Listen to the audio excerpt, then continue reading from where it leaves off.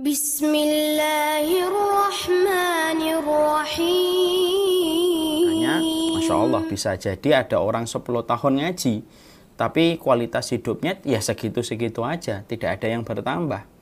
Dia tetap melakukan yang haram, dia tetap melakukan maksiat, maka itu kan sedih. Kalau ditanya ngajinya sudah berapa lama? 10 tahun. Tapi ternyata tidak ada yang berkualitas yang memancar pada hidupnya. Semua perkara yang haram mungkin sebagian masih dilakukan. Mungkin yang ditinggalkan 1, 2, 3 saja yang haram. Selebihnya tetap dilakukan yang haram itu. Maka inilah yang kita khawatirkan. Kalau ada orang belajar ilmu yang lama, tetapi dia tidak bertambah kualitasnya dan prestasinya di dalam ilmu, maka dipastikan orang tersebut, entah itu saya, entah itu bapak, entah itu ibu, entah itu kita, berarti kemaksiatan kita lebih mendominasi daripada keimanan, sampai Allah hanya menghantarkan kepada kita maklumat tetapi tidak menghantarkan kepada kita dengan ilmu. Apa bedanya maklumat dengan ilmu, Ustaz? Beda. Para ulama kan sudah menyampaikan, maklumat itu hanya mengisi ruang kosong pada kepalamu. Itulah yang dinamakan dengan maklumat.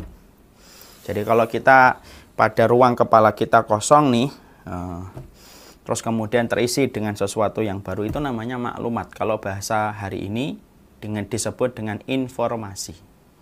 Kalau ilmu itu beda dengan maklumat. Ilmu itu berbeda dengan informasi. Ilmu itu mengikat hatimu. Ilmu itu mengikat hatimu, mengikat jiwamu untuk bertambah takut kepada Allah. Itulah ilmu. Jadi kalau ada seseorang itu dalam perjalanan dia tidak ada yang berubah, posisi dia kepada Allah tidak berubah, posisi akhlak dia tidak berubah, berarti selama 10 tahun dia hanya mendapatkan informasi ataupun maklumat yang mengisi ruang kosong pada kepalanya, tapi tidak pernah turun mengisi relung pada hatinya dan jiwanya. Karena kalau ilmu itu mengikat hati, menuntun jiwa untuk takut kepada Allah. Dan itulah sejatinya yang kita harus bedakan. Jangan-jangan kita selama ini belajar, jangan-jangan kita hanya belajar maklumat, informasi. Informasi bahwasanya sholat Jumat itu, informasi kalau hari Jumat itu ada waktu yang mustajab. Informasi doang. Tapi tidak pernah kemudian kita amalkan. Maka itulah yang kita khawatirkan. Jangan-jangan kita hanya mengejar maklumat, kita hanya mengejar informasi. Tapi sejatinya ilmu yang senantiasa kita berkata, saya pengen nyari ilmu. Tapi ilmu tidak pernah menyapa hati kita, tidak pernah mengisi relung hati kita, karena simpel, kemaksiatan lebih mendominasi dalam kebaikan hidup kita daripada keimanan kita. Makanya sampai Imam Syafi'i saja menuturkan melalui salah satu episode yang luar biasa. Imam Syafi'i itu, nah ini menjadi teguran, menjadi pelajaran untuk kita. Imam Syafi'i ulama besar, ulama yang dianugerahi dengan hafalan yang begitu kuat, yang luar biasa. Imam Syafi'i itu saking luar biasanya di dalam menghafal, tidaklah beliau membaca sekali kecuali beliau langsung hafal. Sehingga dalam beberapa asar, dalam beberapa keterangan kita peroleh, Imam Syafi'i itu kalau membaca satu halaman, yang satunya itu harus ditutup. Kalau tidak ditutup, maka yang dilirik itu akan beliau hafalkan. Imam Syafi'i itu pernah secara tidak sengaja melihat betisnya seorang wanita. Lalu apa yang disampaikan oleh Imam Syafi'i? Imam Syafi'i merasa hafalannya banyak yang hilang. Datanglah dia kepada Imam Waqi'. Imam Waqi' ini gurunya Imam Syafi'i. Ini asar terkenal betul. Maka Imam Waqi' memberikan petunjuk kepada Imam Syafi'i. Syakautu ila Waqi'in an su'i hifdi. Sesungguhnya saya melaporkan kepada guruku Imam Waqi' tentang hafalanku yang buruk. Fa'arsyadani, lalu Imam Waqi' itu mengarahkan kepadaku ila tarkil ma'asi, untuk meninggalkan kemaksiatan. Fa inna ilmallahi nurun fa inna nurallahi la yahdi lil asi. Sesungguhnya ilmunya Allah itu cahaya, Syafi'i, dan cahayanya Allah tidak pernah menerangi kepada mereka-mereka yang bermaksiat kepada Allah. Berarti inilah kaidah pertama. Jadi sebelum kita membahas larangan, maka kita harus paham, sebelum kita membahas larangan itu kita harus berkomitmen.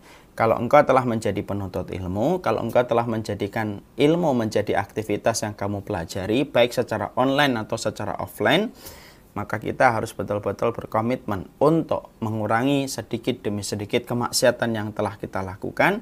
Karena semakin banyak kemaksiatan yang kamu tinggalkan, semakin banyak ilmu akan mengikat hatimu, mengisi relung hatimu untuk takut kepada Allah.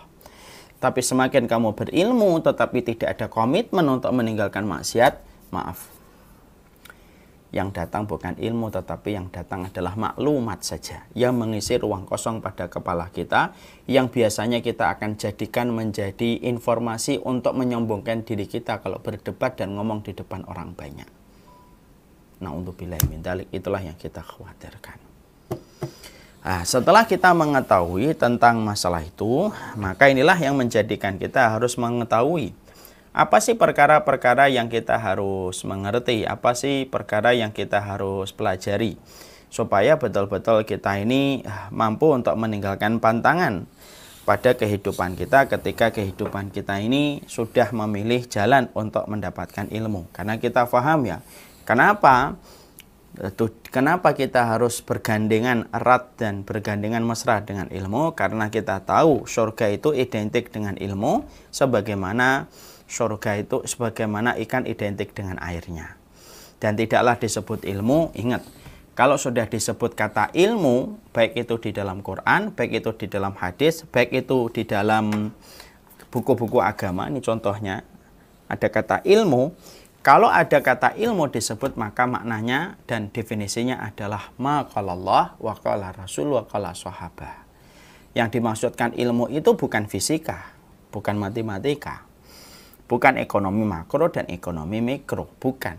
Yang dimaksudkan ilmu kalau disebut di dalam Quran, disebut di dalam hadis, disebut di dalam kitab-kitab agama yang menjadi referensi pada perpustakaan kita. Kalau disebut ilmu itu maknanya cuma 3.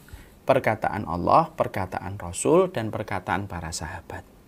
Nah, inilah yang disebut dengan ilmu yang wajib dipelajari. Ya.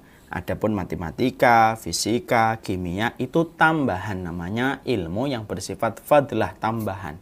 Kamu pelajari, tidak apa-apa. Kalau kamu mempelajari dengan meniatkan karena Allah, maka mendapatkan pahala. Tetapi tidak mempelajari dan tidak mempelajari dan bodoh terhadapnya, itu tidak akan menjadikan dirimu hina. Yang menjadikan diri kita hina itu apa? Bukan hanya zina. Yang menjadikan kita hina itu bukan hanya minum khamr, tapi yang menjadikan kita hina itu salah satunya yaitu adalah ketika kita tidak memahami ilmu dari perkataan Allah, dari perkataan Rasul, dan perkataan para sahabat. Orang yang dalam hidupnya dikasih kurun waktu oleh Allah dengan ajal yang telah ditetapkan oleh Allah, kok dia tidak memahami 3 ini, maka sesungguhnya dialah orang yang dibenci oleh Allah di bawah kolong langit. Sebagaimana sabda Rasulullah, abghadur rijali indallahi alimun bid dunya jahilun anil akhirah.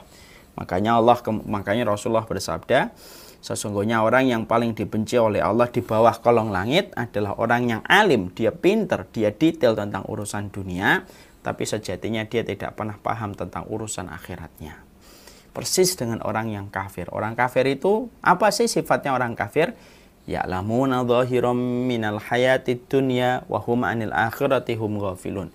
Sesungguhnya orang kafir itu paham tentang urusan dunia, tapi mereka bodoh terhadap urusan akhiratnya.